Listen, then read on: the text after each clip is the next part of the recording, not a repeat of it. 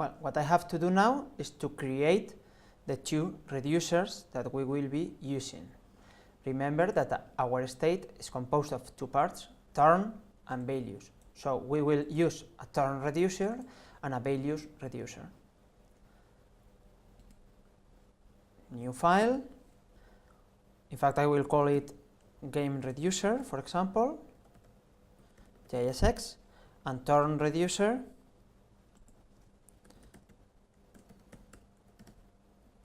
You can give them the names that you want. Well, what is the game reducer? Well, it's a reducer. That is a function,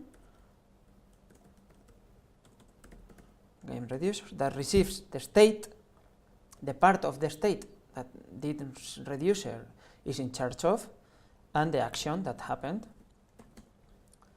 and will return the state modified. Well, a new instance of the state, in fact. Well, the state also has a default value, that in this case is the values that we created into the constants file, and will have a switch depending on action type. Now we only have one action that is called play position, and we will have to do here our functionality, our logic, that will be very similar to what we did on the up click here. So let's do it. You can copy and paste it or create again. So we have a new state that is JSON parse, JSON stringify the state. Remember that this state is only the part of the state, the values. And the new value will depend on the turn. If the action turn is player X, the ternary operator. If it is player X, the new value is X, and if not, it will be 0. And now, new state. You can see here that it is really similar to what we did, but the information comes into the action. The turn, the X and the Y come from the action. And finally, we will return the new state. So the reducer is just a switch with different actions. In the future, we can have more actions. We only have one play position action. We clone the state, and we return the new state. And the default case, if it is another action that this reducer doesn't manage, we return what we received.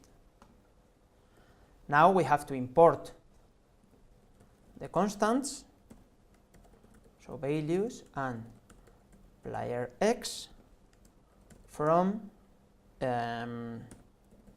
constants. And we have to export. You can either do it here, or as I'm going to do it, export default game reducer. This is our first reducer, and the second one will have more or less the same structure. I will start importing the constants, in this case, player 0 from constant, slash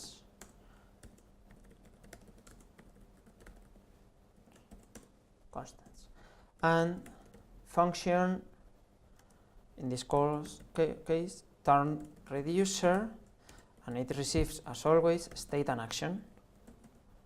The state is the part of the state that this reducer is in charge of, and in this case, it is, by default, we will start with player X. Again, we create a switch depending on the action type. We only have, as before, one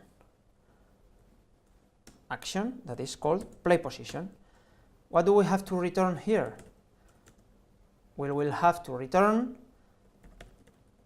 depending on the turn, if it is player X, we will have to return player 0, and if not, we will have to return again the ternary operator player x.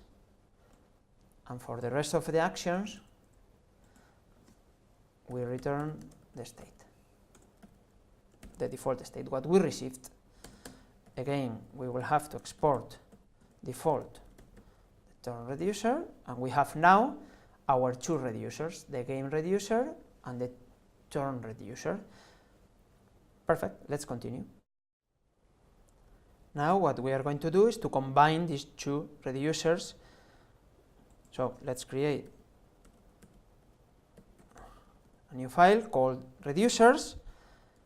We are going to import combine reducers from Redux library. That is a functionality to be able to combine the reducers into one. We are going to import also the game reducer and the turn reducer from their respective files. Perfect. And now what we are going to do is const a new const called global state, using this combine reducers functionality that receives the state, so turn and values, and each part of the state is treated or uses each reducer, so turn reducer, and in this case is called game reducer. And what I have to do now is to export default global state, so I am able to use this combination of reducers from other files. So this is just a combination of the turn that will be treated by turn reducer and values that will be treated by game reducer. And in the future, if I have more reducers, I will have to add them here and create a specific file for them. Okay?